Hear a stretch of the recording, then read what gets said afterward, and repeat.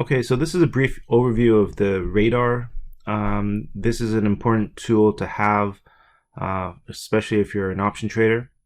It helps you identify A6s and A7s, and also two particular time frames that really makes a big difference in the way that price explodes higher or lower depending on the general market sentiment. And that's the 78-minute and the 30-minute time frames on the far right hand side. But starting off here, you can see there's a bunch of colors.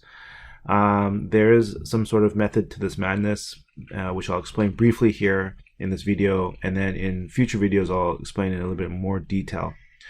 But basically, the first thing you can see here is the top bar where all the positions are. So those are the active positions that the main algorithms that actually go into the market and pick up positions and making money for all my clients.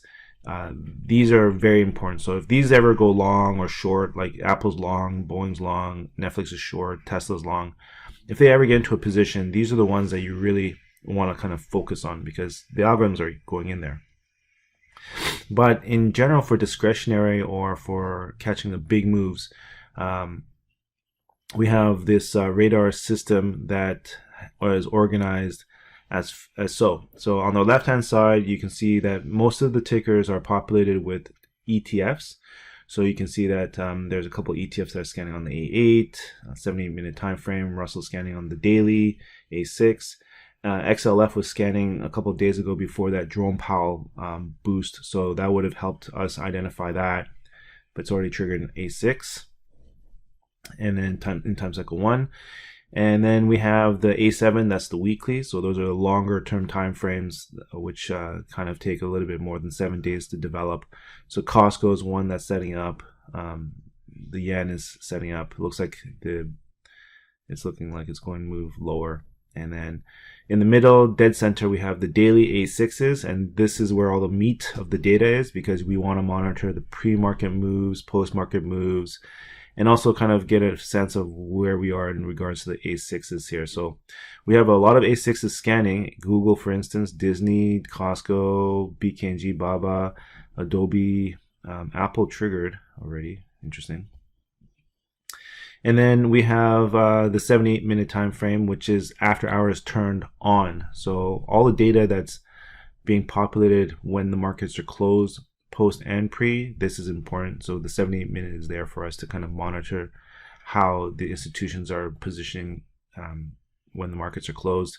And then the 30-minute, this is when the after hours are turned off. So regardless of the price action during or after, after the market is closed, whatever is scanning on the 30-minute time frame is going to be static until the market opens. So then when we get the initial open, the general rule is to start closing positions before the second 30-minute candle, which is basically a 60-minute candle, which is basically a 1-hour candle, right?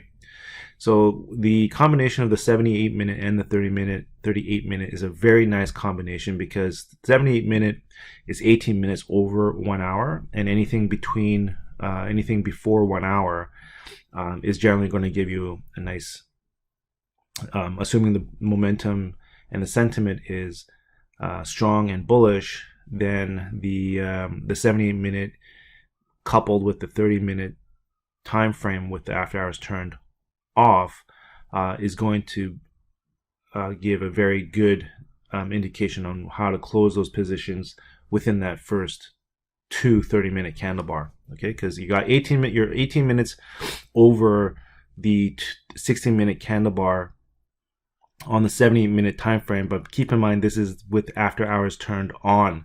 So after hours turned on, you have a little bit of a time delay, probably about 15 to 20 minutes. So that's the 18 minutes in the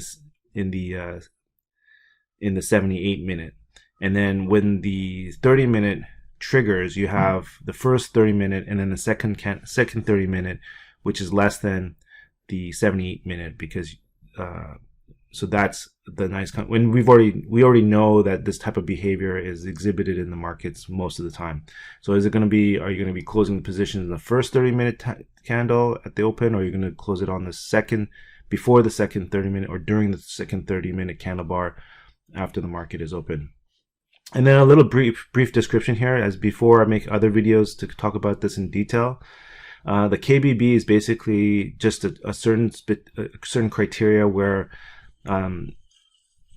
some indicators are kind of converging. So when they converge, you get this red dot, red indicator 0, 0, which means it's scanning. And then when the indicators or the converging pattern diverges or expands, you get a different color, like a green, basically a green color. Now the direction of the expansion is going to be determined by the MACD histogram. So if it's blue, like in the Japanese yen, we can see that the blue is indicating negative gradient, so probably the price action is going to move lower. And then whereas the yellow or the yellow implies that the position of the momentum is negative, but it's increasing with a positive gradient. The cyan color is a positive gradient showing strong momentum. The strength of the momentum is the magnitude and the strength of the momentum. When you, like for instance, for Amazon, you can see it's cyan at 0.61. That the magnitude is unknown. So you need to, if you want to determine the magnitude, you have to look at some other indicators like a stochastic. So if the stochastic is sloping up at a 45-degree angle, then that's showing relative strength. Like 45-degree angle on a stochastic is very strong. And then obviously red is, there's like, if you look at the 78-minute time frame on Home Depot, these are showing negative strength, even though it's up 3.69, but this must be a diverging pattern. So if you're not familiar with diverging patterns, you can get positive divergences or negative divergences, and basically a positive divergence or negative divergences, these are kind of indications of a higher high or higher low relative to the indicator that's showing a different direction of the momentum. So these are little tricks of the trade that you kind of have to look into a little bit more detail in Thinkorswim, but the radar just gives you heads up on what's scanning, what's not scanning, which cycle position they're in, and then on top of that we have a nice position bar at the top indicating which position